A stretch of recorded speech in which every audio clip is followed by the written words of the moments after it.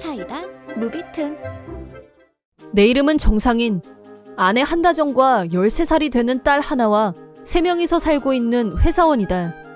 아내, 딸아이와 화목하고 평화로운 가정을 이루고 있지만 실은 딸아이는 전처 사이에 낳은 아이이고 아내와는 유전적 관계가 없다. 이런 복잡한 관계가 이루어진 시발점은 전처의 배신이었다.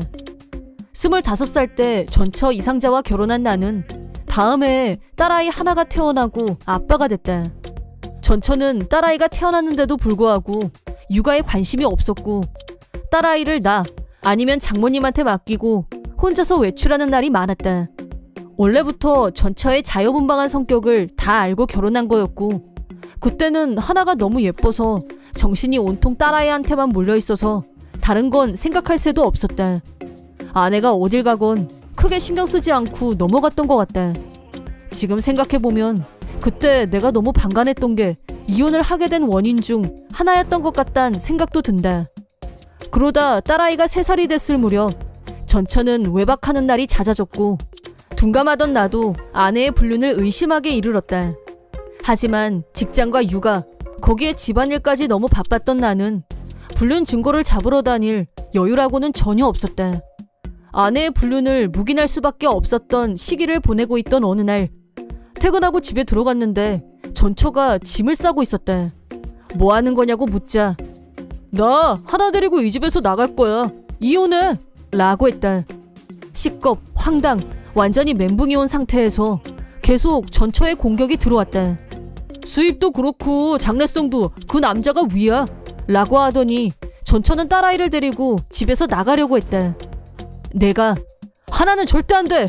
바람난 여자한테 친권이 가당키나 해? 라고 저지했지만 아내는 나를 무시하고 집 앞에 대기 중이던 불륜남의 차에 올라타더니 어디론가 사라졌다. 다음날 바로 변호사를 찾아가서 이혼 소송을 준비하는 것과 동시에 딸아이의 친권에 대해서도 상담을 받기로 했다. 한편 장인 장모에게 자초지종을 설명하자 두 분은 나한테 사과했다. 부탁인데 문제를 너무 크게 하지는 말았으면 좋겠네. 위자료라면 원하는 대로 주겠네. 라고 회유했다. 장인은 세간의 시선을 의식하는 사람이었고 자기 딸이 불륜녀에 이혼녀가 됐다는 사실이 주변에 알려지는 걸 최대한 막으려고 했다. 단순한 이혼이 아니라 어린 딸을 버리고 다른 남자와 재혼했다는 게 알려지면 자기 체면이 깎인다면서 절대 딸아이의 친권을 양보할 수 없다고 나섰다. 변호사의 의견을 들어보니 친권 싸움에서는 보편적으로 엄마 쪽이 유리한 게 사실이기 때문에 법정 다툼을 시작하면 장기전이 될 거라고 했다. 그렇게 되면 가장 큰 피해를 입는 건 딸아이라는 생각이 들었고 나는 피눈물을 삼키며 친권을 포기했다. 장인은 위자료로 1억이라는 거금을 직접 입금했다. 나는 전처와 살던 아파트에서 다른 곳으로 이사를 했다. 혼자서 살게 된 나는 단 하루도 딸아이를 잊은 적이 없었다. 이혼 조건으로 딸아이와 자유롭게 면회할 수 있는 권리를 얻어낸 나는 쉬는 날마다 딸아이와 함께 하루 온종일 같이 보냈다. 그 덕분에 딸아이와 나 사이에 어색한 거리감 같은 건 없었다. 딸아이는 같이 살 때와 마찬가지로 나를 잘 따랐다. 이혼 후 2년 정도가 지난 어느 날 딸아이와 만나고 헤어질 시간이 돼서 집 앞까지 데려다 줬는데 나 집에 가기 싫어. 라고 딸아이가 작은 소리로 말했다. 집에서 무슨 안 좋은 일이라도 있었냐? 라고 묻자 딸아이는 하더니 입을 다물었다. 이대로 집에 들여보낼 수는 없다고 생각한 나는 전처에게 연락했고 그날은 딸아이를 우리 집에 데리고 가서 재웠다. 다음날 딸아이를 다시 전처한테 데려다 주러 갔는데 전처가 나오더니 할 얘기가 있다고 했다. 전처 얘기를 들으려고 가까운 카페에 들어갔는데 전처가 난데없이 하나 교육비를 좀 늘려줘. 부탁이야. 라고 돈 얘기를 했다. 이유가 뭐냐고 묻자 재혼할 때만 해도 불륜남은 대기업에 다니고 있었는데 최근에 직장을 그만뒀다는 거였다. 문제는 불륜남은 재취업할 생각이 없었고 전처가 알바를 몇 개씩 하면서 겨우겨우 생활을 하고 있다고 했다. 전처가 알바를 하는 시간에 딸아이는 집에 누워서 게임만 하고 있는 불륜남과 단 둘이서만 있었고 딸아이가 집에 가기 싫다고 한 이유도 거기에 있었다는 걸 알게 됐다. 사정을 다 듣고 난 후 내 딸을 그런 환경에서 지내게 그냥 둘 순 없어. 라고 하자 전처는 말 잘했어. 나도 더 이상 하나 키우는 거 버거워. 라고 하면서 단번에 친권을 포기하겠다고 했다. 이때를 놓칠세라 신속하게 친권을 넘겨받았고 드디어 딸아이와 둘이서 살게 됐다. 그리고 3년 후 현재의 아내 한다정과 사내 연애를 통해 결혼하게 됐고 그렇게 딸아이와 3명이서 새롭게 가족이 됐다. 아내는 전처와는 정반대였다. 전업주부로 집안일과 육아를 완벽하게 해내는 슈퍼우먼이었다. 딸아이도 마치 친딸처럼 사랑으로 대했고 학교 행사에도 적극적으로 참여했다. 그런 아내의 진심이 통했는지 딸아이도 새엄마를 엄마로 인정했다. 딸아이가 졸업과 입학을 앞두고 있을 무렵 그때까지 단 한 번도 딸아이를 찾지 않았던 전처가 딸아이의 초등학교 졸업식에 갑자기 나타났다. 전처는 살이 많이 빠졌고 아픈 사람처럼 앙상하게 변해 있었는데 얼굴은 별로 달라지지 않아서 금세 알아봤다. 교문 앞에서 몸을 살짝 숨기고 두리번거리고 있는 걸 발견한 나는 여긴 뭐하러 왔어? 라고 따졌다. 그러자 전처는 나 이혼했어. 그러니까 하나 돌려줘. 라고 황당 발언을 했다. 말 같지도 않은 소리였고 나는 전처에게 당장 돌아가라고 했다. 그때 아무것도 모르고 딸아이와 아내가 내 쪽으로 걸어오고 있는 게 보였다. 전처가 온 걸 알아챈 딸아이는 허! 라고 탄식했다. 전처는 하나야, 너 정말 많이 컸다. 그동안 엄마가 찾아오지 못해서 미안해. 엄마랑 다시 같이 살자. 라고 했다. 그 말을 들은 딸아이는 얼굴색 하나 바뀌지 않고 내 엄마는 바로 이분이야. 라면서 아내의 손을 잡았다. 그리고 내가 왜 옛날 엄마랑 같이 살아? 나한테는 지금 가족이 제일 소중해. 라고 말한 후 전처를 향해 환하게 웃어 보였다. 아내는 눈물을 흘리며 하나야 고마워 라고 말했다. 궁지에 몰린 전처는 하나야 너 왜 그래? 널 낳은 사람은 나야. 너 친엄마를 이렇게 무시해도 되니? 라면서 난리를 치길래 가족 외에는 함부로 졸업식장에 들어오면 안 되는 거 알지? 경비원 불러야 갈래? 라고 경고의 눈빛을 전처에게 쏘아줬다. 전처는 말도 안 돼. 내가 낳았잖아. 라고 마지막 발악을 한 후 돌아갔다. 그리고 며칠 후 전처한테서 전화가 왔다. 지난번에는 내가 좀 흥분했던 것 같아. 미안해요. 하나한테 갖고 싶은 거 없는지 좀 물어봐줘. 내가 입학 선물을 주고 싶어서 그래. 라고 마치 엄마처럼 굴길래 내가 그럴 필요도 그럴 자격도 없어. 다시는 연락하지 마. 그게 최선이야. 라고 말하고 전화를 끊었다. 그 후 공통된 지인을 통해 들은 말에 의하면 그동안 전처는 자기 혼자 벌어서 불륜남을 계속 먹여 살렸는데 그 불륜남이 다른 여자가 생겨서 집을 나갔다는 거였다. 이혼하고 혼자 남으니 쓸쓸하고 허전하고 갑자기 딸아이를 찾아왔던 게 아닌가 싶다. 이혼하고 끝난 게 아니라 불륜남의 빚을 떠안고 있는 형편이라서 사는 게 어렵다는 말도 들었다. 그래서 딸아이를 생각해냈고 주변에 전 남편한테 양육비 받아내려면 애를 데려와야지 라고 말하고 다녔다고 한다. 자기 먹고 살겠다고 딸아이를 돈벌이 수단으로 이용하려고 하다니 역시 구제불능 인간 말종. 그런 생각이 들자 차라리 빨리 이혼하고 갈라선 게 잘된 일이란 생각이 들었다. 전처는 빚을 갚기 위해 잠잘 시간도 없이 물불 안 가리고 일을 했지만 불륜남의 빚보증을 선 처지라 빚은 갚아도 계속 불어나기만 했고 숨통이 조여들었다. 도와달라고 주변 사람들에게 호소했지만 그동안의 행실이 엉망이다 보니 아무도 도와주려는 사람이 없었다. 전처는 모든 사람에게 외면받는 자신을 돌아보며 처음으로 자기 잘못을 뉘우쳤다는데 이미 저지른 일은 되돌릴 수 없는 법. 아내는 낮이고 밤이고 몸을 혹사하면서 계속 일을 해야 했다. 사연 많고 고생 꽤나 한 여자만 남았을 뿐 더 이상 여자로 봐주는 남자는 없었다. 앞으로 남은 인생은 아마 고독과 가난 속에서 살게 되겠지. 나와 딸아이를 버리고 불륜남을 선택한 순간 전처의 인생은 이미 파멸로 들어서고 있었던 것이다. 전처의 사정을 다 알고 있었지만 나와 딸아이는 그런 전처를 동정하거나 가슴 아파하진 않았다.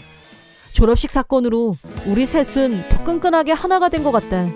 마치 서로 간의 정이 깊어진 느낌이랄까? 딸아이의 마음을 알게 된 아내는 진심으로 감동받은 것 같았다. 중학교에 들어가고 사춘기를 맞이한 딸아이는 나한테는 쌀쌀 맞아진 것 같은데 아내하고는 더 찰떡궁합이 된 것처럼 보인다. 만약 지금 아내와 재혼하지 않고 나 혼자서 사춘기 딸아이를 키웠다면 감당하기 어려웠을 게 분명하다. 나에게도 딸아이에게도 아내는 소중한 존재이다. 첫 결혼은 처절한 실패로 끝났지만 지금은 이렇게 행복하게 살고 있다는 것에 대해 아내에게 무한 감사하고 있다. 앞으로도 아내와 딸아이의 행복만을 생각하며 더욱 열심히 일하리라 결심해본다. 이번 영상은 어떠셨나요? 재밌게 보셨다면 구독, 좋아요에 댓글까지 달아주시면 감사하겠습니다. 그럼 다음 영상에서 만나요.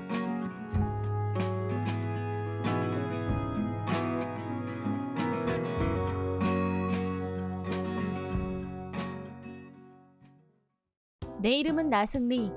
대기업 회사원이자 육아에 몸과 마음을 바치고 있는 40세 맘이다. 남편과 돌이 막 지난 딸아이 미래와 셋이서 행복하게 잘 살고 있다. 하지만 나에게는 10년 전 한 번 이혼한 경험이 있다. 전 남편 왕재수와는 중학교 때부터 인연이 시작됐다. 중학교 때 부모님을 모두 교통사고로 잃은 나를 옆에서 위로하고 지켜줬던 사람이 바로 전 남편이었다.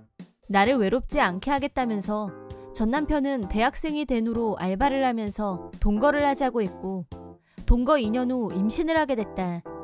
그때 당시 대학교 3학년이었던 전 남편은 학교 그만두고 취직할게. 우리 결혼하자. 라면서 프로포즈를 했다. 나는 프로포즈를 기쁜 마음으로 받아들였고 무사히 건강한 남자아이를 첫 출산하게 됐다. 대학을 그만두면서 대형 광고회사에 입사하고 싶었던 꿈은 접었지만 대신 전 남편은 소규모의 광고회사에서 일하게 됐다. 아들아이가 태어난 후 행복한 결혼 생활이 영원할 거라고 믿고 있었던 나는 현실 앞에 많은 좌절을 겪어야 했다. 전 남편은 회사에서 안 좋은 일이 있으면 나는 너 때문에 대학도 그만뒀어 라며 나를 원망하는 발언을 했다. 그것도 틀린 말은 아니니까. 무슨 말을 해도 어쩔 수 없다고 생각하고 묵묵히 듣기만 했다. 아들아이가 3살이 되던 해 전 남편은 회사에서 감봉 처분까지 받을 정도의 큰 실수를 저질렀다. 그 일로 인해 크게 자존심이 상한 남편은 회사의 처분을 수용하지 못했고 매일 술에 빠져 지내는 날이 이어졌다. 감봉 처분을 받은 상태에서 자기 술값이 점점 늘어나자 전 남편은 넌 중졸이니까 청소일을 하든 단란주점에 나가든 상관없으니까 남들 눈 신경 끄고 당장 일자리 찾아 라고 화를 내면서 구인 광고지를 나한테 던졌다. 그때부터 최선을 다해 일자리를 찾으러 다녔지만 어느 한 군데 나를 채용하려는 곳은 없었다. 그런 와중에 초보자부터 할 수 있는 웹 디자이너 일이 눈에 띄었다. 프리랜서, 완전 자택근무였지만 보수가 너무 적었다. 하지만 중졸인 나를 고용만 해준다면 무슨 일이든 다 도전해보기로 다짐한 나는 웹 디자이너 일을 시작하게 됐다. 집에서 집중할 수 있는 시간에 최대한 열심히 많은 작업을 하다 보니 조금씩 수입이 안정돼갔고 부족해진 생활비는 내가 충분히 채워 넣을 수 있을 정도가 됐다. 하지만 내가 하는 일에 대해 이해가 부족했던 남편은 너 언제까지 내 등에 빨대 꽂고 살래? 쓸모없는 마누라 같으니라고 라고 하면서 재택근무도 내가 하는 일도 전혀 이해하려고 들지 않았다.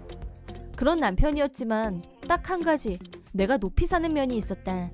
그건 바로 아들아이에게는 늘 자상한 아빠라는 점이었다. 어떤 상황에서도 아들아이에게만큼은 좋은 아빠였고 아들아이 역시 아빠를 너무너무 좋아했다. 그랬기 때문에 내가 아무리 심한 모욕을 당하더라도 아들아이와 아빠가 떨어져서 살게 할 수는 없다는 생각에 이혼하지 않고 꾹 참고 지냈다.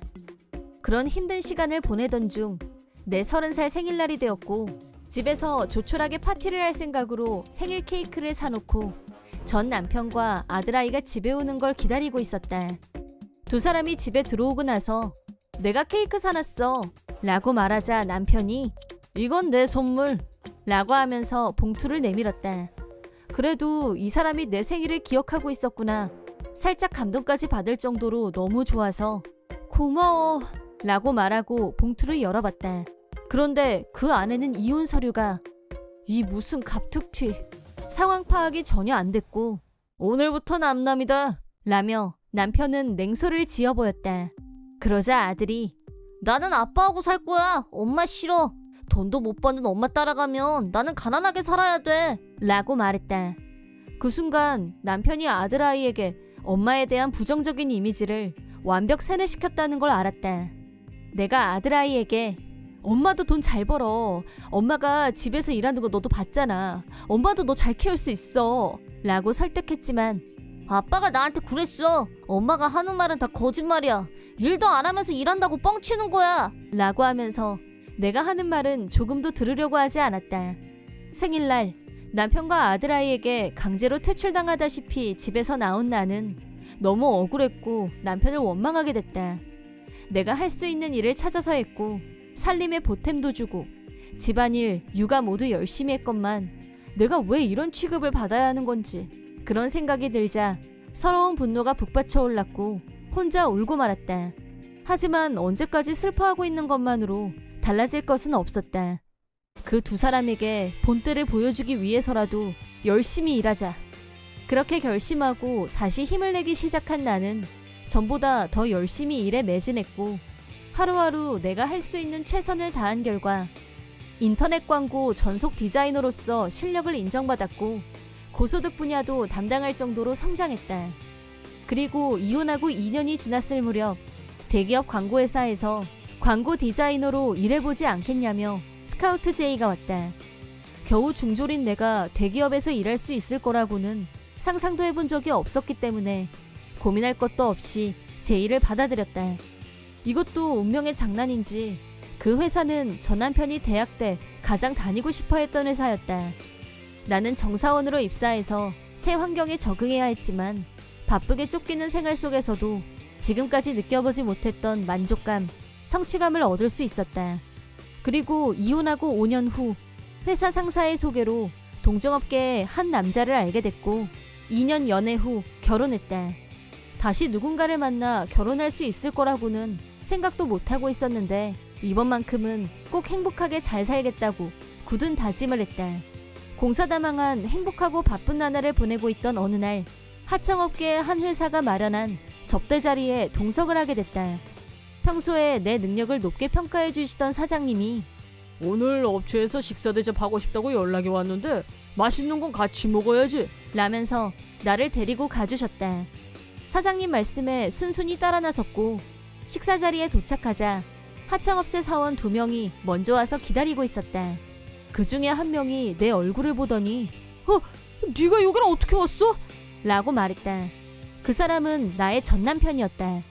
전 남편이 이혼 후에 더 출세를 했다면서 일부러 전화를 해서 자랑을 했던 일이 생각났고 이런 대반전이라니 우참사가 일어날 뻔. 드라마틱한 상황에서 식사를 하면서 얘기를 주고받았는데 이 타이밍에서 한번 복수를 해주고 싶다는 생각이 들었다. 내가 전 남편에게 나도 설마 내가 왕재수 씨가 동경하던 회사에서 일하게 될 줄은 몰랐어요. 너무 억울해하지 마세요. 라고 은근히 비꼬아줬다. 자존심인지 자격지심인지가 높은 전 남편은 처음엔 좀 참는 것 같더니 결국 못 참고 터지고 말았다. 사장님이 보는 앞에서 중졸짜리한테 중요한 일을 맡기는 회사가 제정신이야? 그딴 회사를 어떻게 믿어? 라면서 망언을 쏟아냈다. 그러자 사장님이 이 사람 당장 끌어내세요. 어디서 망언을? 라며 격노하셨다.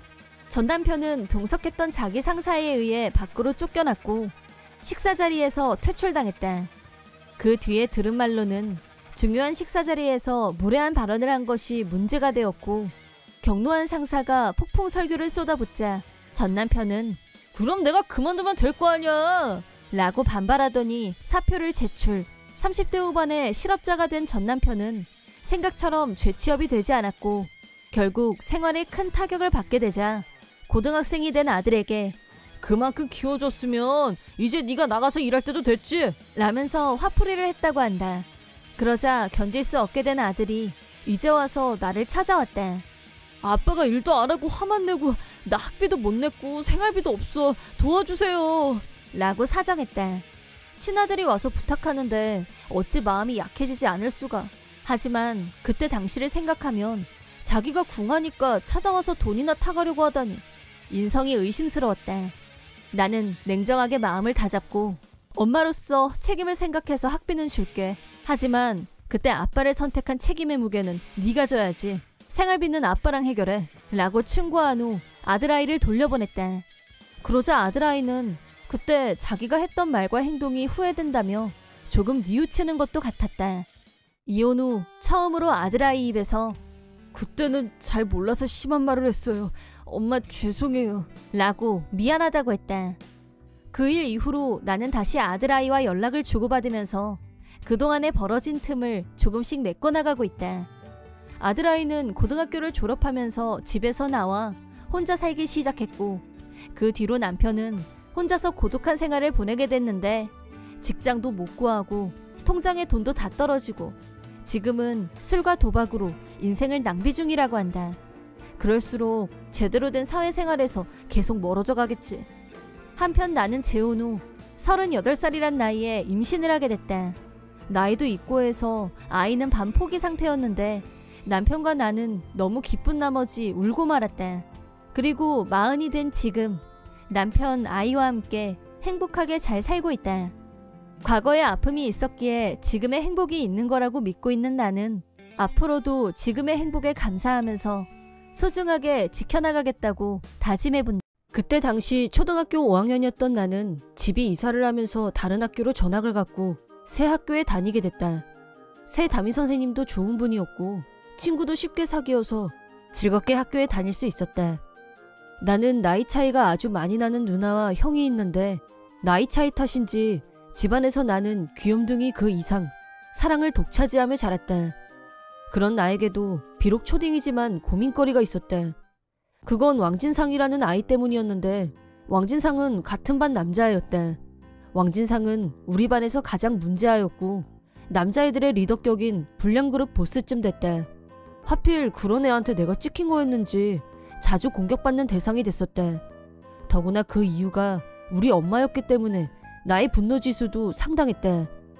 야 노사나, 너네 엄마가 아니라 완전 할머니라며? 너네 엄마 48살이라던데? 엄마라고 하지 말고 할머니라고 해. 우리 엄마는 아직도 32살이야. 왕진상 말처럼 우리 엄마는 30대 후반에 나를 낳아서 나이가 많다. 고령 출산에 늦둥이가 나다. 우연한 기회에 우리 엄마 나이를 알게 된 왕진상은 그날 이후로 우리 엄마를 두고 엄마가 아니라 할머니라며 툭하면 놀려댔다. 왕진상은 자기 엄마 나이가 젊은 게 무슨 자랑이라도 됐는지 나한테만 그런 게 아니라 다른 애들한테도 엄마 나이를 물어서 자기가 위라는 걸 확인했다. 반 애들 중에선 우리 엄마가 제일 나이가 많았기 때문에 왕진상이 보기엔 그게 웃겨서 죽을 만큼 통쾌했던 모양이다. 이에 질세라 나는 왕진상이 까불 때마다 우리 엄마 욕하지 마 라고 세게 나갔지만 왕진상은 네가 아무리 화를 내봐야 늙은 엄마가 갑자기 젊어질 것 같냐? 바보 라면서 나를 비웃었다. 하지만 나는 누가 뭐래도 우리 가족이 너무 좋았고 늘 나를 사랑으로 대해주는 엄마가 나이가 많다고 해서 부끄럽다고 생각한 적도 없었다. 하지만 엄마가 이 사실을 알면 속상해할까봐 내가 학교에서 놀림을 받는다는 말은 절대 할 수 없었다. 그러던 어느 날 참관 수업 가정통신문이 한 장씩 배포됐다. 그걸 받자마자 왕진상은 마치 먹잇감을 발견한 하이에나처럼 희죽희죽 웃으면서 나한테 다가오더니 야, 참관 수업날 니네 엄마도 학교 오는 거 맞지? 라고 비웃으며 말했다. 물론 엄마가 학교에 왔으면 하는 마음이었지만 만약에 엄마가 오면 왕진상이 허튼 소리를 할 게 뻔히 예상됐다. 엄마가 걱정이 된 나는 왕진상이 하는 말에 아무 대답도 할 수 없었다. 나는 그 가정통신문을 꾸깃꾸깃 구겨서 가방에 쑤셔넣고 집으로 갔는데 도저히 엄마한테 줄 수가 없었다. 그러는 사이 참관 수업일은 점점 가까워져 왔고 매일 아침 등교하기가 무섭게 왕진상은 나한테 와서 빨리 참관 수업일 왔으면 좋겠다. 니네 엄마 진짜 보고 싶다. 라면서 비웃었다. 하지만 가정통신문을 보여주지 않았으니까 엄마가 학교에 오는 일은 없을 거다. 당일날 엄마가 안 오면 안 온 대로 왕진상이 그냥 넘어갈 거라고는 생각하지 않았지만 엄마가 이상한 말을 듣는 것보다는 낫다고 생각했다. 드디어 참관 수업 당일. 왕진상은 아침부터 기분이 좋아 보였다. 야, 너네 할머니 오늘 오는 거 맞지? 완전 기대된다. 니네 할머니랑은 비교가 안 될 텐데. 우리 엄마 완전 젊거든. 너 보면 현타 올걸? 라고 떠들어댔지만 나는 제대로 듣지도 않았다. 잠시 후 선생님이 들어오셔서 평소처럼 수업이 시작됐는데 갑자기 교실이 술렁거리기 시작했다. 우와, 저 아줌마 누구 엄마야? 너무 예쁘다. 얼짱 누나랑 형도 같이 왔어. 대박. 라고 애들이 수선을 떨길래 무심코 뒤를 돌아다 봤더니 엄마와 형, 누나가 나란히 교실 뒤에 서 있는 게 눈에 들어왔다. 엄마는 나와 눈이 마주치자 활짝 웃으면서 힘내라고 눈으로 말하는 것처럼 느껴졌고 작게 손을 흔들며 응원을 보내왔다. 순간 나는 엄마가 어떻게 왔지? 너무 놀라서 정신이 없었다. 엄마가 나한테 손을 흔드는 걸 본 반 애들은 우리 엄마가 누군지 다들 눈치로 알게 됐고 그러자 교실 여기저기에서 노산안의 엄마네 예쁘다, 세련됐다 하는 말이 들려왔다. 선생님이 어수선한 분위기를 수습하며 수업에 집중하자며 반 아이들의 주의를 환기시켜서 평상시처럼 수업을 마쳤다. 드디어 쉬는 시간이 됐고 나는 부끄럽기도 하고 기쁘기도 하고 한없이 복잡한 마음으로 엄마와 누나, 형에게 갔다. 내가 참관 수업에 관한 얘기를 전혀 안 했는데 대체 어떻게 알고 다들 왔는지 궁금했는데 알고 보니 누나가 청소를 하다가 내가 엄마한테 들키지 않으려고 쓰레기통에 버려버린 참관 수업 가정통신문을 발견한 모양이었다. 엄마가 부끄럽다고 생각했던 건 절대 아니었지만 결과적으로 내가 그 사실을 숨긴 건 분명했기 때문에 야단을 맞을까봐 걱정돼서 고개를 푹 숙였다. 너 집중력이 너무 좋더라? 기특한 우리 아들. 라면서 웃는 엄마를 보니 나도 기분이 좋아졌다. 이번 사태에서 빼놓을 수 없는 1인 왕진상이 화난 얼굴로 오더니 너 가짜 엄마 데리고 왔지? 저거 니네 엄마 아니지? 라고 근거 없는 말을 하길래 우리 엄마가 맞다고 똑바로 알려줬다. 뒤에서 다 듣고 있던 엄마가 내 말에 고개를 끄덕이자 왕진상은 얼굴이 시뻘개져서 너네 엄마는 할머니야, 못생긴 할머니 어쩌고, 우리 엄마보다 10살도 넘게 늙었는데 말도 안 돼 저쩌고, 말 같지도 않은 말을 하면서 혼자서 난리. 한편으로 생각하면 왕진상이 현타가 온 것도 이해가 되긴 했다. 우리 엄마는 패션 회사를 경영하고 있어서 그런지 직업 특성상 패션 센스도 뛰어나고 실제 나이는 48이지만 훨씬 젊어 보였다. 대체 왜 온 식구가 출동했는진 모르겠지만 형하고 누나는 쌍둥이였고 엄마 회사의 모델로 활동 중이었다. 내가 보기에도 오늘도 역시 세련되고 멋진 모습이었고 셋이 모여있으니 블링블링 뿜뿜이었다. 자세히 보니 입술을 꼭 깨물고 분해하는 왕진상 옆에 어떤 아줌마가 서 있었는데 후줄근한 다 낡은 운동복 차림, 맨 얼굴에 푸석푸석해 보이는 노란색 염색머리, 참관 수업에 어울리지 않아 보였다. 궁금증이 발동한 나는 저분이 왕진상 니네 엄마야? 라고 물었더니 왕진상은 표정이 일그러지면서 얼굴이 더 빨개지더니 아니야 라고 하더니 뛰쳐나갔고 왕진상 엄마로 보이는 아줌마도 우리 엄마를 한번 쳐다보더니 교실에서 나갔다. 이건 초등학교를 졸업한 후에 알게 된 거지만 왕진상 엄마는 한때 불량그룹 멤버였다고 한다. 어린 나이에 왕진상을 출산했는데 학교를 제대로 다니지 않아서 좋은 직장을 다니긴 어려웠고 남편 월급에 자기가 아르바이트한 돈을 보태서 살림을 꾸렸던 모양이다. 또 이유는 불투명하지만 어린 나이에 출산한 걸 늘 자랑처럼 말했고 왕진상한테도 그 얘기를 자주 했었다고 한다. 하지만 여전히 불량소녀 시절 티를 벗지 못해서 옷차림, 머리 스타일도 여전했고 평상시 모습으로 참관 수업에 왔던 거였다. 하지만 왕진상은 그토록 무시했던 우리 엄마를 실제로 본 순간 자기도 눈이 있었으니 자기 엄마와 너무나 비교된다는 걸 알았고 그 부끄러움을 참지 못하고 뛰어나간 거였다. 한참 후 종례 시간에 다시 교실로 들어온 왕진상은 내 옆엔 얼씬도 하지 않았다. 참관 수업 후 내 주변에 모여든 건 여자애들이었는데 잘생긴 형이 있어서 좋겠다는 둥, 너네 엄마 너무 세련됐다, 완전 멋있다 등등 폭풍 칭찬을 받게 되자 나도 모르게 어깨가 올라갔다. 그날 저녁 나는 엄마, 형, 누나 앞에서 참관 수업 가정통신문을 왜 버렸는지 솔직하게 다 털어놓았다. 엄마가 오면 상처를 받을까봐 걱정돼서 그랬다고 말이다. 그러자 엄마는 괜찮다며 그런 말을 들어도 상처받지 않는다고 나를 안심시켜 주셨다. 엄마는 젊었을 때 누나와 형 쌍둥이를 낳고 육아에 쫓기면서도 회사 일을 병행했었고 오히려 사업을 더 확장하면서 바쁜 나날을 보냈었다고 한다. 폭풍 같은 시간을 보내고 난 후 온전히 아이만 바라보는 육아를 하고 싶어진 엄마와 아빠는 상의 끝에 내가 태어난 거라고 했다. 엄마는 나에게 엄마를 보호해주려고 그랬구나. 고마워 엄마 걱정해줘서 라고 하셨다. 한편 참관 수업이 있은 후 몇몇 왕진상을 추종하던 아이들이 약속이나 한 것처럼 동시에 떨어져 나갔고 그 후 왕진상은 교실에서 외톨이가 되고 말았다. 초등학생 입장에서 본다면야 부모님이 일진이었다고 하면 강하고 멋있어 보였을 수도 있다. 특히 유치한 남자애들한테는 어필이 됐을 수도 있다. 하지만 참관 수업을 계기로 완전히 위상이 실추된 왕진상이 그 후로 누군가의 추종을 받는 일은 다시는 일어나지 않았다. 세월이 흘러 나도 어른이 되었고 지금은 에너지 넘치는 아이들과 현명한 아내와 함께 행복한 나날을 보내고 있다. 초등학교 5학년 참관 수업은 지금 생각해도 멋진 반전을 날린 통쾌한 기억으로 아직도 선명하게 남아있다. 우리 애들이 초등학교에 들어가게 되면 나도 아이들이 자랑스러워하는 아빠가 될 수 있도록 노력해야겠다는 생각이 든다. 내 이름은 도양인. 아내 가정이와 결혼해서 주택을 구입했다. 우리 집은 일종의 오더메이드였다. 1년 정도에 걸쳐서 우리 부부가 원하는 걸 말하고 건축회사에서 그걸 반영하는 시기였다. 그리하여 넓고 쾌적한 주방과 반려견을 키울 수 있는 정원이 딸린 주택이 완성됐다.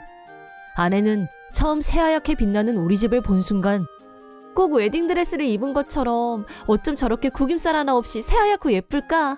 라고 감탄하며 만족해했다. 웨딩드레스를 예로 들은 건 아마도 우리가 아직 신혼이었고 결혼식 기억이 여전히 선명해서가 아니었을까 싶다.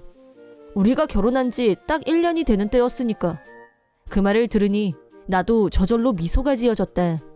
꼭 꿈꾸는 것 같다. 이렇게 멋진 집에서 살 수 있게 되다니 말이야. 하지만 불행하게도 웨딩드레스처럼 아름다운 집에서 산 시간은 얼마 되지 않았다. 이유는 너무나 급작스럽게 장기 해외 출장이 결정됐기 때문이다. 나 혼자 다녀와도 돼. 저녁을 먹으며 아내에게 미안한 마음으로 말했다. 모처럼 내 집이 생겼는데 이 집에서 나 근무 마치고 올 때까지 기다리고 있어. 싫어. 난 당신 따라갈 거야. 떨어져서 지내고 싶지 않아. 그래. 장기라곤 해도 3개월 예상하고 있으니까. 아직 애도 없고 같이 해외 가서 바람 좀 쐬고 올까? 응. 나는 아내를 데리고 해외 출장을 가기로 결정했다. 아직 우리 집에서 살고 있다는 실감도 나기 전이었다. 짐도 반밖에 풀지 못했었다. 당장 쓸 물건이 아닌 것들은 여전히 박스 속에 있었다. 미련이 없는 건 아니었지만 당분간 집은 친구에게 빌려주고 관리를 맡기기로 했다. 하지만 너무 급작스럽게 출장 일정이 잡히는 바람에 집을 맡길 적임자를 찾는 것도 어려웠고 그냥 비워두는 쪽으로 가닥을 잡았다. 장기 해외 출장은 처음이라 사전 준비며 인수인계 등 눈코 뜰 새 없이 바쁜 시간을 보냈다. 석 달 후에 다시 돌아올 거라서 전기며 수도는 끊지 않고 그냥 놔뒀다. 귀국 후에 다시 연락하는 게 더 귀찮을 것 같아서였다. 더구나 전기요금은 기본요금을 아주 저렴하게 설정해서 사용하지 않으면 돈이 나갈 걱정도 없었고 굳이 끊을 이유도 없었다. 문제는 당초 예상과는 달리 여러 가지 트러블이 발생하면서 출장 기간이 2배로 늘어났다는 거였다. 그래도 어쨌든 길었던 출장을 마치고 무사히 집으로 돌아왔다. 나와 아내는 캐리어를 끌고 설레는 마음으로 집으로 향했다. 동네 사람들한테 다시 입주 인사를 해야 될 것 같아. 아내가 허탈하게 웃었고 나도 따라 웃었다. 이 집에서 며칠 살지도 않았는데 인사는 2번 하게 생겼네. 이 선물 마음에 들어하면 좋겠다. 우리는 잡다한 얘기를 하며 즐거운 마음으로 걸음을 옮겼다. 이 골목에서 한 번만 꺾어지면 곧 우리 집이다. 에? 집이 어디 갔지? 나는 심하게 동요했고 눈만 계속 깜빡였다. 아내도 멘붕이 오긴 마찬가지였다. 뭐지? 집이 어디로 간 거야? 집에 발이 달린 것도 아니고 이 골목이 아니었나?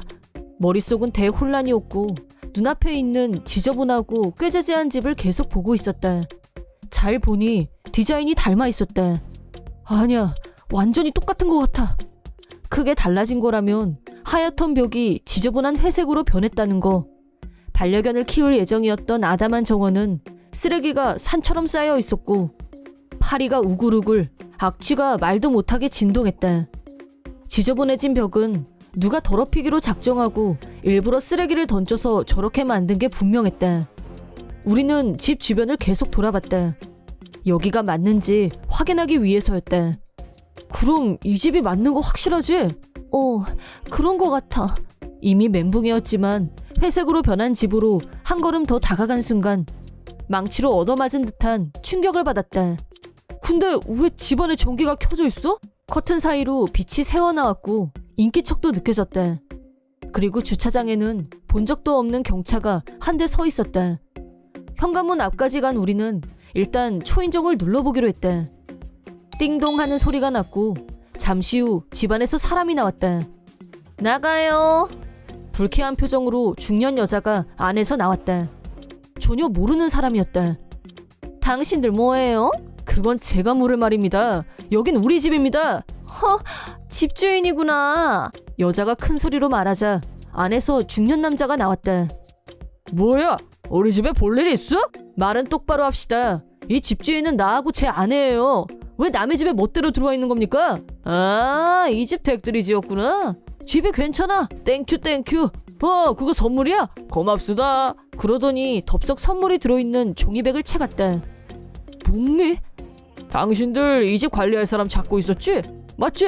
1년 전쯤에 그 얘기를 어디서 들었는데 우리가 서로 면식이 없잖아. 그래서 나한테 부탁하기 힘들 것 같아서 우리가 배려 차원에서 살아준 거야. 그러더니 종이백에 들어있던 선물용 간식을 입에 넣고 우걱거렸다.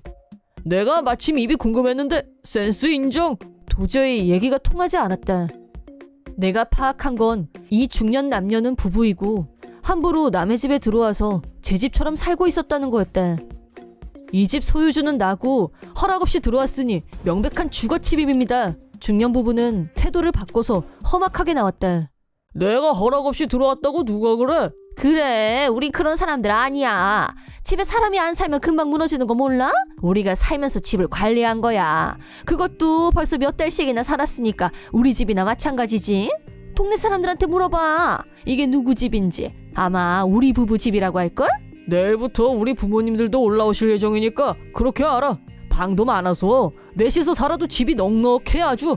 이런 어이없는 일은 처음이었다. 뭐? 부모님과 동거? 대체 그게 지금 말이 된다고 생각해? 아내가 내 팔을 잡아당겼고 돌아보니 고개를 옆으로 흔들면서 나를 말렸다. 얘기해봤자 시간 낭비이니 그만하라는 신호였다. 우리는 경찰서로 방향을 수정. 경찰한테 이 기막힌 상황을 설명했다. 저기요, 우리가 해외 출장을 갔다 왔더니 처음 보는 어떤 부부가 우리 집을 훔쳐서 살고 있더라고요. 경찰관도 뜨악한 얼굴로 나를 봤다. 네? 집을 훔쳐서 살아요? 네, 말 그대로입니다. 집을 도둑 맞았어요. 아마 이런 일은 거의 없는 일이 아닐까 싶다. 나도 너무 어처구니가 없어서 뭐라고 설명해야 할지 난감했다. 내용을 상세하게 설명하자 경찰관도 상황을 이해하게 된 것 같았다. 신분증을 보여주고 내 주소가 그 집으로 되어 있는 걸 증명했다. 그 다음 경찰차를 타고 우리 집으로 다시 갔다. 경찰은 우리 집이며 집 도둑 부부의 물건으로 보이는 것들을 촬영했다. 커튼 틈으로 바깥 광경을 훔쳐보고 있던 집 도둑 부부는 겁을 먹고 뒷문으로 도주를 시도했다. 경찰은 노련한 솜씨로 도주를 저지하고 불법 주거 침입 현행범들을 즉각 체포했다. 경찰관은 이렇게 말했다. 집안을 확인해 주시기 바랍니다. 몇 개월 만에 어렵게 들어간 우리 집인데 그만 비명을 지르고 말했다. 정원이 쓰레기장으로 변한 건 이미 확인했었지만 거실도 주방도 온통 천지사방이 모두 쓰레기로 덮여 있었다. 바퀴벌레, 파리 소굴로 변한 처참한 광경, 악취 진동, 폐허 수준으로 망가져 있었다. 이게 진짜 우리 집이라고? 말도 안 돼. 어느 공포영화에 나오는 집보다 몇 배는 더 리얼했다. 이건 너무 심해서 방송 불가 수준. 집을 둘러보는 것만으로도 구역질이 올라왔다. 해외 출장 전에는 반짝반짝 윤이 나던 새 집이었는데 지금은 발 디딜 틈도 없이 구석구석 더러워져 있었다. 감식반에서 집안을 촬영하며 증거를 담고 있는 동안 우리 부부는 감전된 것처럼 부동자세로 서 있었다. 그날 밤은 근처 비즈니스 호텔에서 묵었다. 도저히 집에서는 잠을 잘 수 없는 지경이었기 때문이다. 다음 날 경찰한테 상황을 설명해줬는데 그 집도둑 부부는 우리한테 했던 말을 그대로 반복하고 있는 모양이었다. 장기 해외 출장 간다길래 내가 빈집 봐주면서 관리했던 거라니까요. 고맙다는 인사는 못 들을 망정 체포라니 이게 말이나 돼? 나 억울해서 못 살아. 라면서 억울하다고 분통을 터뜨렸다고 했다. 우선 나는 집을 다시 점검했고 일부 가구며 DVD 등이 없어진 점을 지적했다. 그리고 침입 경로로 보이는 목욕탕 유리창이 깨진 것도 경찰과 같이 확인했다. 내가 해외 출장을 가기 전에는 모든 게 제자리에 있었다. 철저하게 증거를 제시한 결과 부부 도둑단은 마침내 죄를 인정했다. 일부 가구와 DVD를 팔아서 금품을 챙긴 것도 인정했다. 이 일은 형사사건으로 취급됐고 앞으로 부부 도둑단은 법적으로 처벌받게 될 것이다. 나는 변호사를 통해서 손해배상금 3천만 원을 청구했다. 다행히 그쪽 부모님들은 상식이 있는 분들이었고 이런 도둑놈 같은 일하며 자기 아들과 며느리한테 화를 내셨다. 그쪽 부모님들은 일이 힘들기로 소문난 건설회사에 아는 사람이 있는데 부부 도둑단을 보내서 엄격하게 일을 시키겠다며 주먹을 불끈 쥐셨다. 집행유예로 풀려난 부부 도둑단은 힘들게 벽돌을 나르면서 아주 조금 갱생이 된 것 같았다. 사죄를 하겠다고 찾아왔기 때문이다. 내가 청구한 위자료를 지불하기 위해 앞으로도 열심히 벽돌을 나르겠다면서 말이다. 내 이름은 한자산. 남편 봉재우와 초등학생 아들과 화목하게 잘 살고 있다.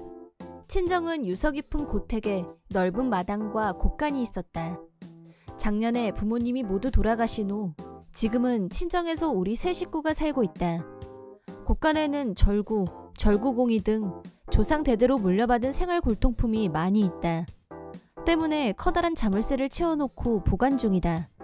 부부 사이도 좋고 아이도 잘 자라고 모든 게 원만했다.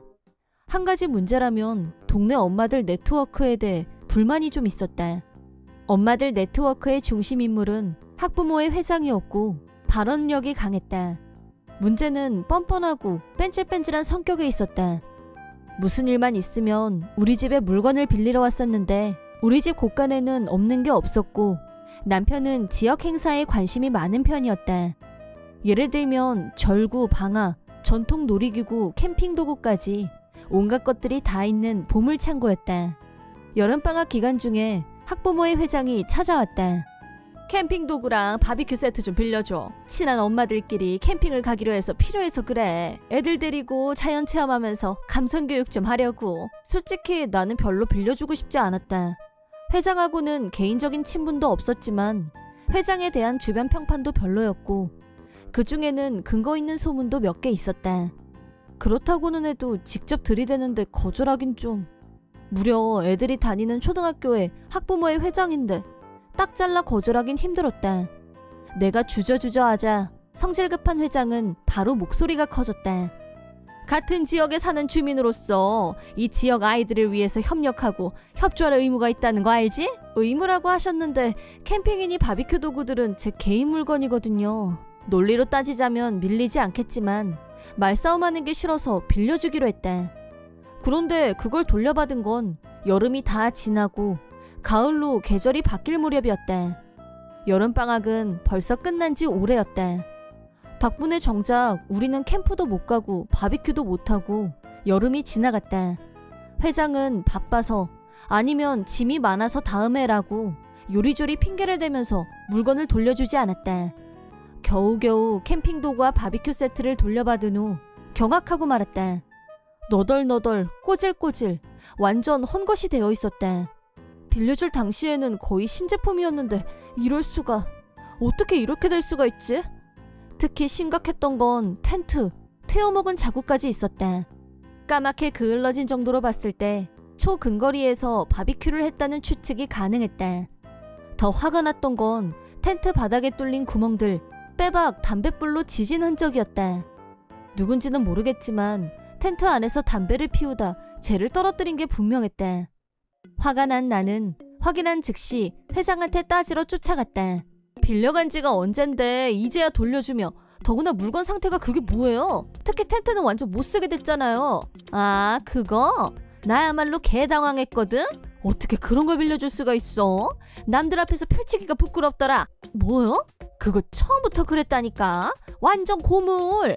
아니거든요? 아니라는 증거 있어? 처음부터 완전 고물이었다니까. 내 말이 틀렸어? 증거도 없이 무조건 남 탓하면 안 되지. 이 일을 계기로 나와 회장은 완전히 등을 돌리게 됐다. 그런데도 회장은 아쉬우면 뭐 빌려달라고 찾아왔지만 나는 딱 잘라 거절했다. 그런 냉전 상태에서 가을이 지나가고 겨울이 오고 새해를 맞이할 무렵 우리 집 곳간에 도둑이 들었다. 자물쇠를 부수고 들어와서 절구와 절구 공이를 훔쳐간 것이다. 우리 집 절구는 큰 나무를 통으로 잘라 속을 파내서 만든 귀중품이었다. 공이 역시 절구만큼은 아니어도 귀한 골동품인 건 마찬가지였다. 대체 누가 이런 짓을... 그건 조상 대대로 물려받은 귀한 것이었고 추억이 가득한 물건인데. 경찰에 절도와 기물 파손으로 피해 신고서를 접수했지만 범인은 좀처럼 잡히질 않았다. 그런데 마치 무슨 일이 있었냐는 듯이 절구와 졸구공이가 곳간 앞에 놓여 있었다. 하지만 돌아온 모습은 온전한 형태가 아니었다. 반으로 갈라진 절구, 너덜너덜해진 공이 처참한 형상을 하고 있었다. 그런 정도가 아니라 잿더리 대용으로 쓴 게 아닌가 의심이 될 정도로 담배 자국이 여러 군데 찍혀 있었다. 그 순간 회장한테 빌려줬던 텐트의 말루가 생각났다. 나는 주변 사람들을 중심으로 증거 수집에 나섰다. 몇 사람을 거치자 바로 회장 이름이 나왔고 학부모의 멤버들이 인절미 떡매치기 행사를 연말에 개최했다는 걸 알아냈다. 흔하지 않은, 누가 봐도 귀한 통나무 절구였다. 사진만 보여줘도 바로 반응이 있었고 사람들이 가진 정보를 입수할 수 있었다. 학교 관계자를 찾아가서 확인한 결과 이 사진에 나와 있는 절구와 절구공이는 학부모의 회장님 개인 물건이라고 들었다. 행사 중에 절구가 깨진 것도 사실이다. 그리고 절구로 쓸 수 없게 되자 몇몇 사람들이 잿더리로 쓰는 걸 봤다는 사람도 있다 라고 설명해줬다. 예상대로 회장이 훔친 절구와 절구공이로 떡매치기 행사를 개최. 그 결과 절구와 절구공이가 비참한 최후를 맞이한 것이었다. 집에 가서 예전 사진들을 찾아서 다시 학교에 갔고 학교 측에 사실과 심각성에 대해 설명했다. 이 절구는 100년 이상의 역사를 지닌 저희 집안 유물입니다. 절구공이도 해방 직후에 만들었다고 들었으니까 충분한 역사적 가치가 있다고 생각합니다. 내 주장을 근거로 다음날 긴급 학부모회가 열렸다. 당연히 안건은 절구와 절구공이를 훔쳐서 학교 행사를 개최한 학부모회 회장에 관한 거였다. 안건에 자기 이름이 오른 회장은 모르쇠로 일관했다. 그 절구하고 절구공이는 원래 우리 집에 있던 게 맞고요. 절구는 행사 당일날 반으로 갈라졌고 공이도 끝부분이 다 까져서 둘 다 그냥 버렸어요. 처분하고 없다고요. 어쩜 그렇게 속이 뻔히 보이는 거짓말을 사람들 앞에서 술술할 수가 있어요? 나는 당일 참가자들한테서 입수한 사진을 증거물로 제시했다. 물론 알고 계시겠지만 이건 우리 집 소유의 절구와 절구공이입니다. 회장은 태도를 바꿨다. 그렇게 오래됐는데 깨질 수도 있는 거지. 안 그래? 오래돼서 깨졌을까요? 절구를 옆으로 눕히고 발로 차면서 굴려서 옮긴 거 맞죠? 절구를 옮기는 올바른 방법은 비스듬하게 바닥만 땅에 닿게 해서 방향을 옮겨가며 굴리는 거예요. 알게 뭐야? 내가 그런 쓸데없는 것까지 알아야 돼? 그럼 절구 모서리를 공이로 계속 때린 이유가 뭐예요? 떡매치기가 익숙하지 않아서 그랬겠지. 담배 잿더리 대용으로 쓴 이유는요. 쓰레기 재활용이지. 마지막까지 잘 활용한 건데 왜? 반성의 기미는 전혀 없었다. 인절미 떡매치기 행사에 참가한 사람 말을 들어보니 절구가 반으로 갈라진 건 계단 위에서 발로 걷어차서 바닥에 굴러 떨어졌을 때라고 했다. 그런 짓을 하고도 아무렇지도 않게 어머라고 하면서 회장이 깔깔 웃었다고 들었다. 다 낡아서 제대로 쓸 수 없는 절구를 가져다 학부모회가 개최한 공식 행사에 사용해줬으면 오히려 영광으로 생각해야 되는 거 아니야? 도저히 상식적인 대화가 통하지 않았고 회의는 종결됐다. 나의 다음 선택은 당연히 경찰에 호소하는 거였다. 피해 신고서도 접수했고 변상을 요구하기로 했다. 아마도 회장은 그게 별거 아닌 물건으로 생각하고 있는 게 분명했다. 절구와 절구꽁이를 인터넷에서 산다면 저렴한 가격으로 얼마든지 구입이 가능하다. 그리고 대부분은 오래 쓴 물건은 가치가 떨어진다. 고가인 자동차도 마찬가지이고 그게 일반적이다. 어쩌면 돈으로 배상한다고 해도 10만 원 안팎으로 생각했을지도 모른다. 하지만 교장 선생님이 직접 시청 문화재부에 문의해서 역사자료관 관장에게 감정을 의뢰한 결과 모두를 놀라게 만드는 일이 벌어졌다. 이건 아주 귀한 물건입니다. 역사적 가치도 있고요. 보존 상태도 좋고 대단한 보물입니다. 회장의 얼굴이 흑빛으로 변했다. 가격은 상상 이상의 고가였고 현타가 온 거였다. 절구와 절구꽁이를 세트로 1,500만 원 정도에 양도할 의향이 있으신가요? 저희 역사 자료실에 전시하고 싶습니다. 나는 다시 물었다. 이 절구와 절구꽁이가 1,500만 원의 가치가 있다는 말씀이시죠? 아닙니다. 그리고 이어진 역사자료실 관장님의 발언으로 상상을 초월한 청구액이 확정됐다. 이 절구와 절구꽁이의 감정가는 최고 6천만 원은 좋게 합니다. 그래서 배상금은 6천만 원으로 정해졌다. 관장님은 안타까운 표정으로 말씀을 이어갔다. 안타깝게도 절구는 깨지고 절구꽁이는 흠이 많이 생겼어요. 그러다 보니 가치가 많이 떨어진 겁니다. 원래 상태였다면 6천만 원이 합당합니다. 만족스러운 답을 얻은 나는 회장에게 똑바로 말했다. 그럼 보상금은 6천만 원으로 하겠습니다. 피해 신고서도 접수했고 명백한 범죄란 게 밝혀졌으니 빠져나갈 수 없다는 것만 알아두세요. 말도 안 돼. 내가 그래 훔친 건 맞는데 나 혼자가 아니라 다른 엄마들도 같이 한 건데. 학부모의 회장과 어울리던 그룹 엄마들은 서로 남한테 잘못을 떠넘기느라 난장판이 됐다. 조금이라도 돈을 적게 내보려는 마지막 발악이었다. 나는 도둑질을 한 회장과 그 무리들에게 6천만 원을 받아냈다. 주범인 회장은 그중 5천만 원을 지불했고 회장직에서 사퇴했다. 불행은 그게 끝이 아니었고 체면이 깎였다며 화가 난 남편에게 이혼당한 후 아무도 모르는 곳으로 혼자서 이사를 가버렸다. 항상 한 무리의 사람들을 끌고 다니던 손버릇 나쁜 회장이 혼자가 되다니 그 자체가 벌이지. 얼마 후 우리 세 식구는 역사 자료실에 전시되어 있는 절구와 절구꽁이를 보러 갔다. 부모님과 조부모님과의 추억이 있는 물건을 이렇게 특별한 곳에서 보게 되다니 감회가 새로웠다. 내 이름은 어부진. 아내 한진자와 딸 예신과 셋이서 사는 회사원이다. 주변에서 보면 평범한 가족으로 보일지 몰라도 사실 나와 딸아이는 피 한 방울 섞이지 않았다. 아내의 전남편이 친부이고 나는 계부이다.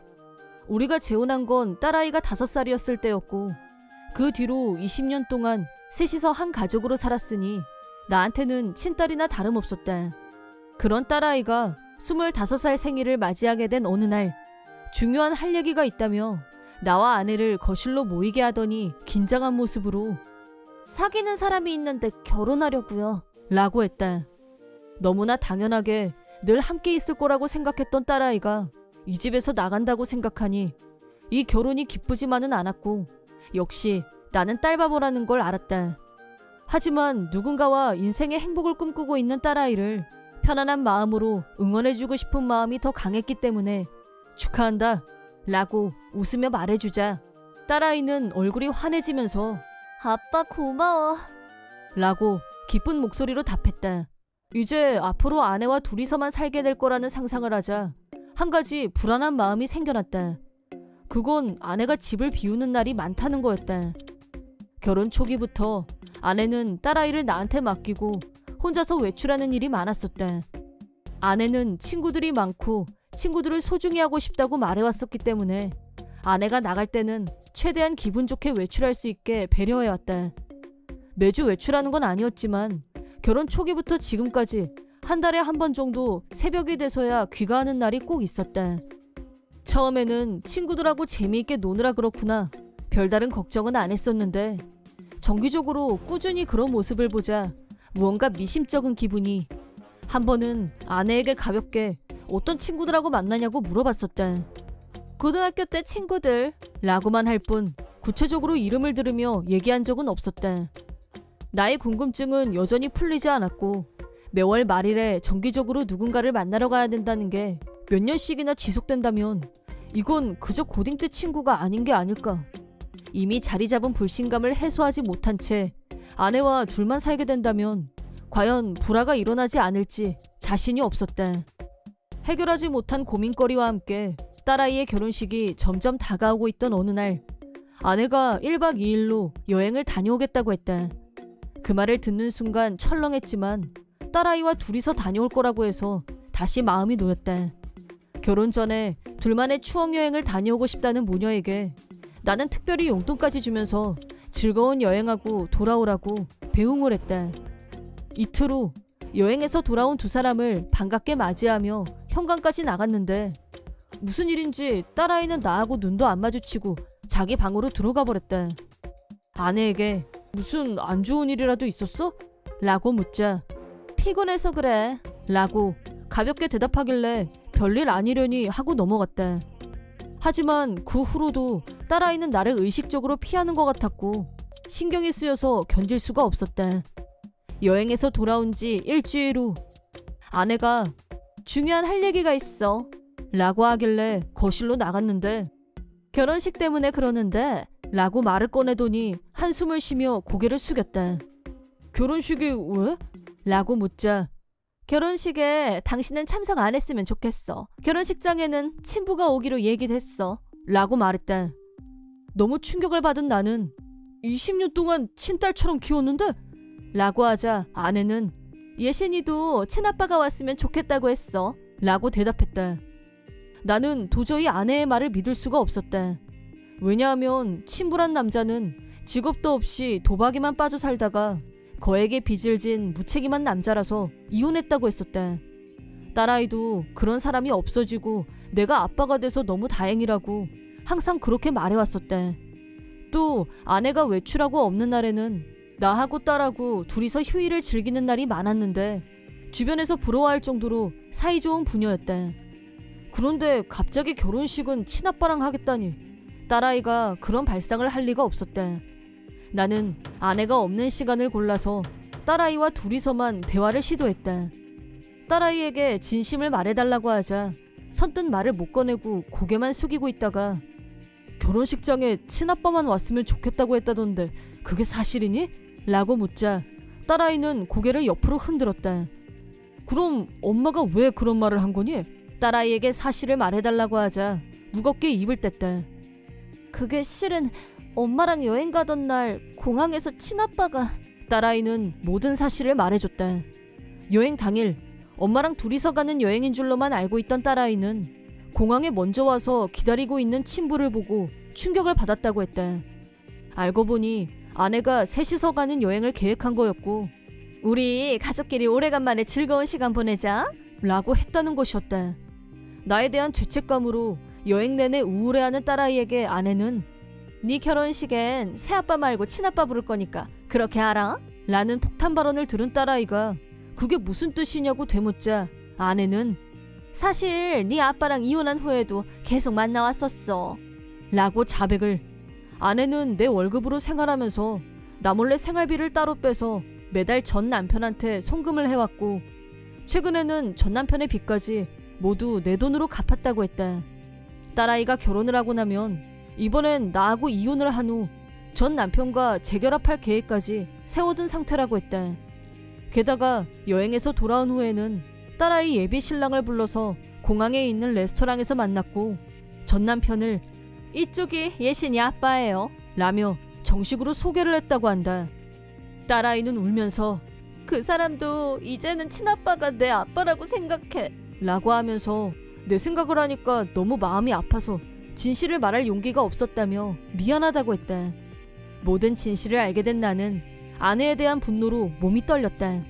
딸아이에게 결혼식 문제는 네가 결정할 일이고 아빠는 어떤 것도 강요하지 않을게 라고 하자 딸아이는 나는 아빠가 왔으면 좋겠어 라고 말했다. 물론 나도 딸아이의 결혼식에 가고 싶은 마음은 굴뚝 같았지만 자칫 결혼식장에서 막장 분위기가 연출되면 그 피해는 딸아이에게 갈 것이고 식장에서 파혼이라도 당하면 어쩌나 하는 걱정에 내 입장만 내세울 수는 없었다. 딸아이의 결정을 존중하며 기다린 지 일주일째. 나는 딸아이의 말을 근거로 흥신소를 찾아갔고 아내의 불륜 증거를 찾아서 이혼할 결심을 굳혔다. 이혼 준비를 하는 동안 시간은 순식간에 흘러갔고 딸아이의 결혼식이 3일 앞으로 다가왔다. 중요한 얘기가 있으니 거실에서 보자고 아내를 불렀는데 딸아이가 나도 두 분한테 할 얘기가 있어요 라며 같이 얘기를 하자고 했다. 네가 먼저 얘기해 라고 하자 딸아이는 진지한 눈빛으로 아내를 바라보면서 엄마는 내 결혼식에 안 왔으면 좋겠어 라고 단언. 아내는 깜짝 놀라면서 너 제정신이니? 나 너 친엄마야 라고 흥분했지만 딸아이는 나는 아빠가 꼭 결혼식에 왔으면 좋겠어. 우리 아빠를 배신하는 사람은 부르고 싶지 않아. 아내를 배신자로 정의내렸고 자기 의사를 분명히 밝혔다. 얘 좀 봐 라며 목소리를 떠는 아내에게 쉴 틈을 주지 않고 전격적으로 이혼 서류를 내밀었다. 나도 조사할 만큼 했어. 당신 처음부터 전 남편 빚 갚을 목적으로 나랑 결혼했던 거 맞지? 급 당황한 아내는 횡설수설했다. 증거도 충분히 확보했고 위자료를 청구하겠다는 말과 전 남편에게 매달 송금했던 금액을 모두 반환할 것을 요구하자 아내는 왜 그래야 되는데? 겨우 빚 다 갚았는데 그럼 아무 의미가 없잖아 라면서 나한테 되려 역정을 냈다. 대화 불능을 감지한 나는 짐 챙겨서 나가줘. 전 남편한테 가면 되겠네. 마침내 아내를 집에서 쫓아냈다. 3일 후 물론 결혼식장에서 아내의 모습을 볼 수 없었고 가족 테이블에는 내 자리만 준비되어 있었다. 딸아이 설명을 들어보니 예비 신랑에게 사실대로 말하자 네가 아빠라고 생각하는 분이 오시면 그걸로 충분하지 않을까? 라며 딸아이를 이해해줬다고 한다. 예쁜 신부의 모습으로 변신한 딸아이를 보니 지난 20년이 떠올라서 눈물이 멈추지 않았다. 그 후 아내 없이 나 혼자 살게 됐지만 딸아이 부부가 자주 놀러와서 외롭지 않았다. 나와 이혼 후 전 남편과 재결합한 전 아내는 위자료와 전 남편한테 빼돌렸던 돈을 갚느라 생활이 어려웠고 여전히 한 직장에서 오래 버티지 못하는 전 남편 때문에 본인이 생계를 책임져야 하는 처지가 됐다. 딱 한 번 나한테 전화를 해서는 다시 전업주부 생활로 돌아가고 싶어 라며 나한테 용서를 비는 듯한 말을 했지만 이제 나하고는 상관없는 일이야. 현재 남편하고 상해 라고 하고 전화를 끊자 그 뒤로는 전화가 걸려오지 않았다.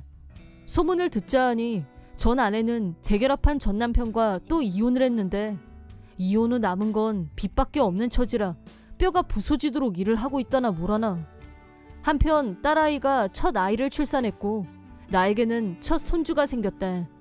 손주를 생각해서라도 건강하게 오래 살아야겠다는 생각에 스포츠센터에 등록을 했다.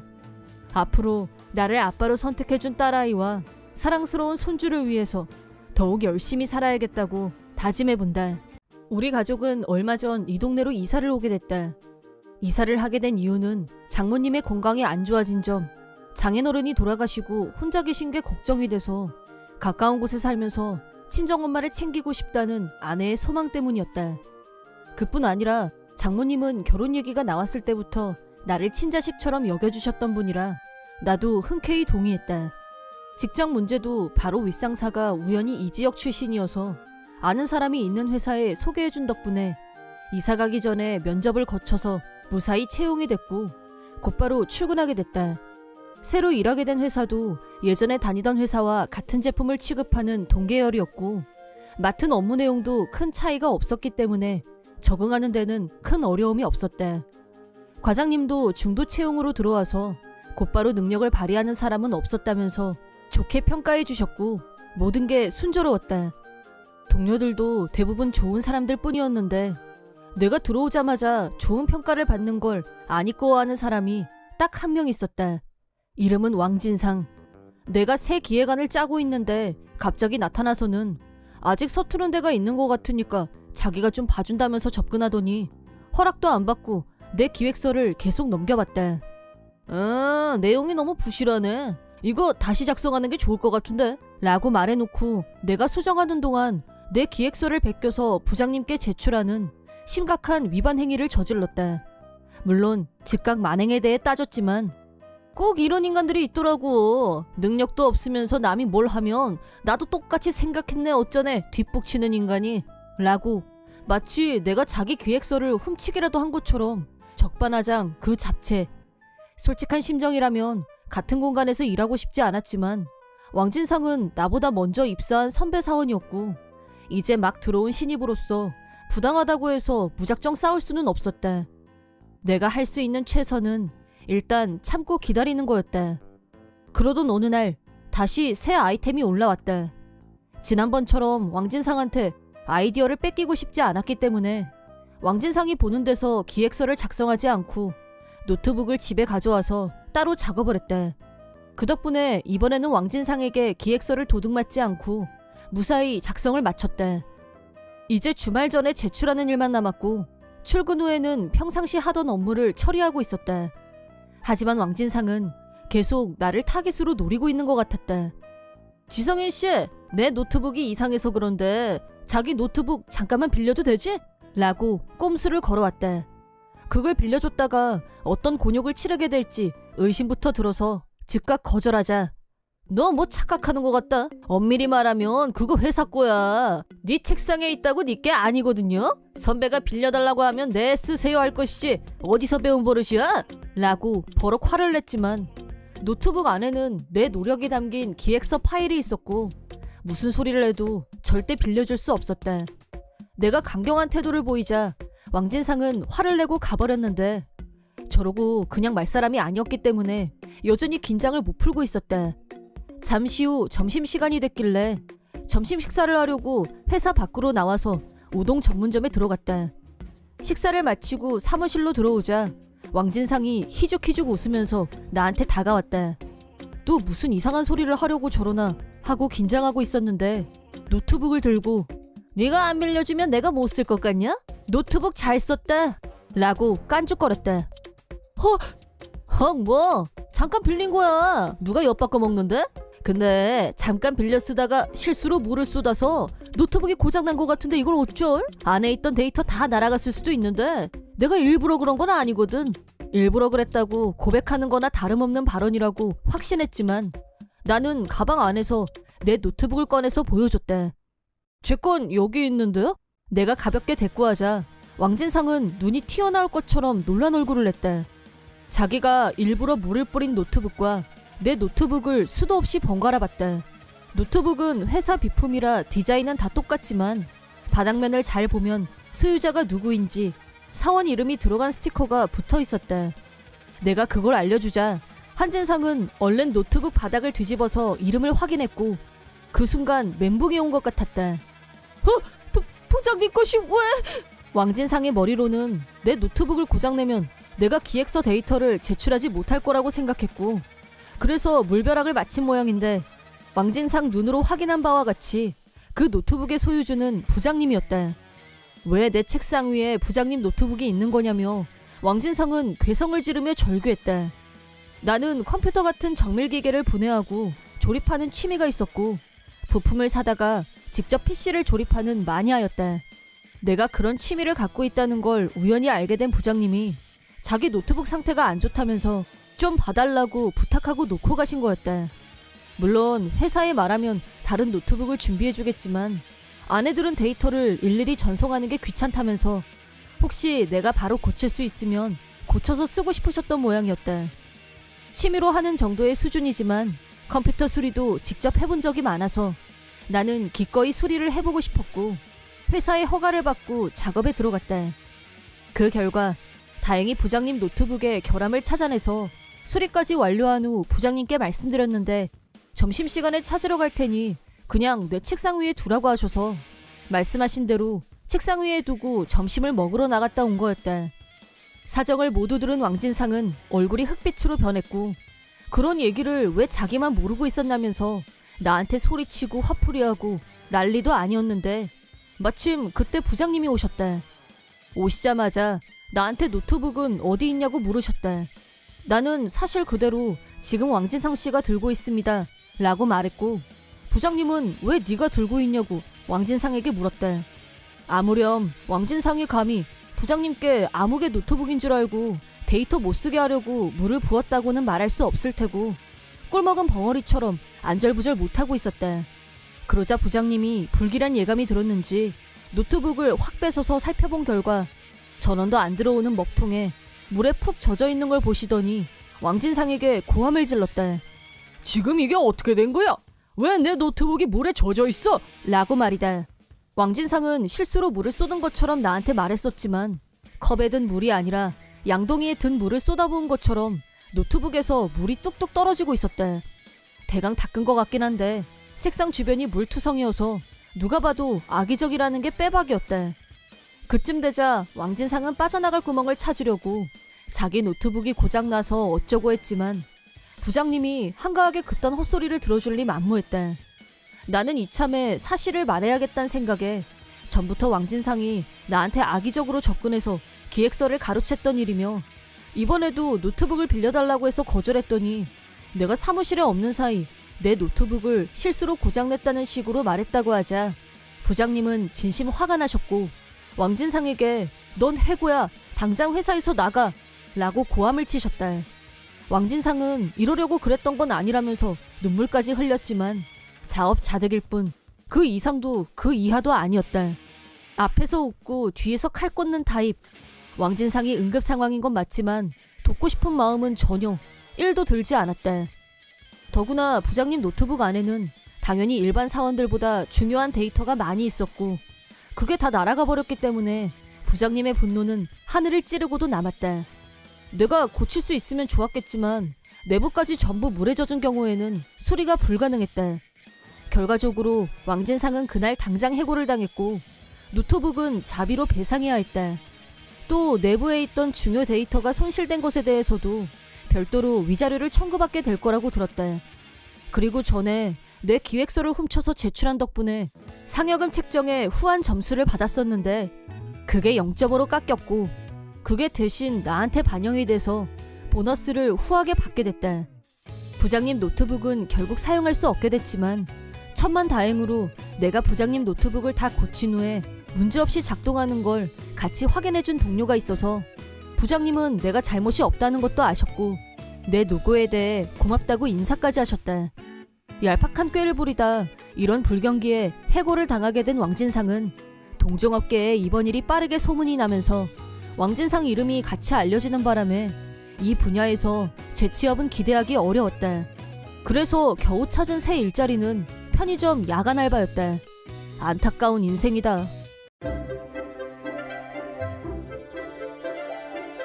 사이다 무비튼. 내 이름은 성실한 32살의 회사원이다. 아내 부정에는 27살이고 몇 달 전부터 파트 근무를 시작했다. 우리는 결혼 2년 차인데 아내는 전업주부의 실증이 난 모양이었다. 따분한 게 제일 싫어 라는 말이 아내의 입버릇이었다. 전업주부 탈피 선언을 한 아내가 선택한 직장은 외국인이 많은 공장의 사무원이었다. 여러 나라의 사람들이 같이 일하는 환경을 마음에 들어했다. 외국인 동료들이 종종 홈파티를 열었는데 그때마다 아내는 빠짐없이 참석했다. 나는 아내의 외향인 성격을 좋아하지만 갈수록 집에 들어오는 시간이 늦어지는 게 신경 쓰였다. 그래서 가볍게 한마디 했는데 아내는 변명으로 대응했다. 우리 회사에는 아직 일본어를 잘 못하는 사람들이 많이 있어. 그래서 일상생활에 어려움을 겪는 사람들도 많고 내가 도와주고 있단 말이야. 나 좋은 일 하다가 늦는 거라고. 남한테만 좋은 일 하지 말고 우리 집 요리 담당은 당신이잖아. 나는 회사에서 잔업이 많은 편이라 집안일은 청소만 담당하고 있다. 요리 얘기가 나와서 말인데 외국인들은 글자는 읽어도 뜻을 몰라서 식당에서 음식 주문하는 일도 쉬운 일이 아니야. 계속 외국인 할래? 내 말은 그게 아니잖아. 집안일은 나 몰라라 하고 외국인들만 챙기는 게 맞냐고 묻잖아. 거의 매일 밤늦게 들어오는데 이게 정상이야? 내 말은 뭘로 듣는 거야? 아직 한국 생활에 익숙하지 않은 외국인들을 도와주다가 그랬다니까? 나는 아내와 자주 말다툼이 벌어졌다. 가정 불안은 있었지만 한국어에 익숙하지 않은 외국인들을 도와주려고 열심히 뛰어다니고 있다니 좋은 일 하는 건 맞다.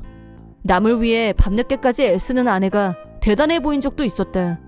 그런데 아내가 못 보던 명품 브랜드 가방을 들고 다녔고 월급 받아서 샀어 라고 하는데 어쩐지 쎄한 느낌이 들었다. 원래 아내는 자기 분수에 맞지 않는 명품 브랜드 가방을 사거나 할 사람이 아니었다. 나는 곧장 흥신소를 찾아갔고 아내의 불륜 조사를 의뢰했다. 그러자 아내의 불륜이 바로 확인됐다. 내 느낌이 맞았다. 그런데 아내의 불륜 상대는 뜻밖이었다. 불륜남은 외국인이었다. 외국인 동료를 통해 알게 된 사이인 것 같았다. 아직 한국어도 잘 못하고 외국인인 건 확실한 것 같은데 어딘가 이상하다며 흥신소에서 의심스럽다고 했다. 불법 체류자일 가능성도 있고 또 그 남자 직장도 좀 이상합니다. 나는 좀 더 심층 조사를 부탁했다. 저녁에 들어온 아내한테 불륜 증거를 내밀었다. 외국인 놈하고 불륜 중이었더라? 외국인이 뭐가 어때서? 사랑은 국경도 뛰어넘는 거 몰라? 누가 외국인이 나쁘대? 자원봉사한다더니 바람 피우러 다닌 거잖아. 만약 불법 체류자라면 입국관리소에 신고해서 강제 소환 조치하게 만들 거야. 만약 그렇게 되면 그때 가서도 사랑은 국경도 뛰어넘는다고 하는지 어디 두고 보자. 역시나 불륜남은 불법 체류자로 밝혀졌다. 아내와 불륜남은 난리가 났다. 이혼 취소야. 이 남자 세상에 불법 체류자였어. 그게 뭐야? 난 몰라. 라면서 난리 부르스. 이혼 문제에 직면할 경우 지지부진한 싸움이 일어날 거라고 각오했었다. 불륜남이 외국인인 걸 고려해서 한국어가 짧아서 대화가 어려웠다. 하지만 아내는 자신만만하게 남친한테 불륜 들통났다고 말했는데 전혀 당황하는 기색이 없더라고. 당신하고 이혼하고 우리 결혼하기로 했어. 그러던가 나는 위자료 3천만 원씩 청구할 거야. 너하고 불륜남한테. 좋을 대로 해. 아내는 명품 브랜드 로고가 새겨진 가방을 자랑하듯이 나한테 보여줬대. 이거 뭔지 알아? 명품 가방 자랑하는구냐? 그래도 알긴 아네. 내가 이거 내 월급에서 샀다고 했었는데 사실은 내 남친이 사준 거야. 중요한 건 이게 다가 아니라는 거? 아내는 방에 들어가더니 가방, 액세서리, 시계를 한아름 안고 나왔다. 자기 옷장에 숨겨놨던 걸 대방출하는 품새였다. 이거 전부 다 명품이야. 네 돈 네 산이냐? 물론 대답은 예상했지만 확인 차원에서 물어봤다. 뭐래니? 아내는 코웃음을 쳤다. 월급이라고는 코딱지만한 당신이야. 죽었다 깨어나도 이런 명품을 알 리가 없겠지만 이거 전부 합치면 1억 원 가볍게 넘어. 이게 다 내 남친이 선물해준 거란 사실. 찰랑찰랑 번쩍이는 금붙이 목걸이를 자랑하는 아내. 그거 잘 됐네. 위자료 3천만 원쯤은 누워서 떡 먹기다. 뭐 그런 뜻인 거네? 그래도 눈치는 있네. 내 남친이라면 내 거랑 자기 거 합쳐서 즉석에서 6천만 원 바로 결제할걸? 아내가 여유만만한 태도를 유지하는 이유를 알 것 같았다. 우리 형편에 저금도 별로 없는데 위자료 금액을 듣고도 전혀 놀라지 않고 동의했던 건 나름 믿는 구석이 있어서였던 거다. 자기가 위자료를 책임질 생각이 아니니까 저금해 둔 돈이 없어도 월급이 적은 파트 근무여도 걱정이 없는 거겠지. 그리고 얼마 후 불륜남도 같이 셋이서 일단 만나기로 했다. 며칠 후 나와 아내가 살고 있는 집으로 불륜남이 왔다.